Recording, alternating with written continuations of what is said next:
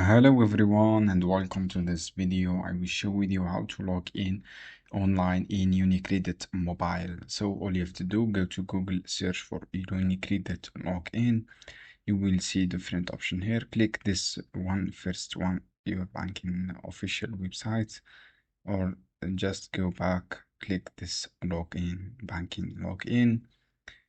When you click login, you will redirect it to this page. Write your user ID and then click next. After that, you have this section, write your password. After writing your password, click on login. So click on login.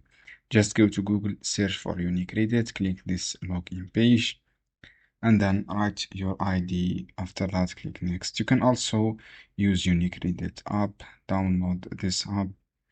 When you download this app on Google Play or App Store, log in your successfully without any problem. Just click download this app.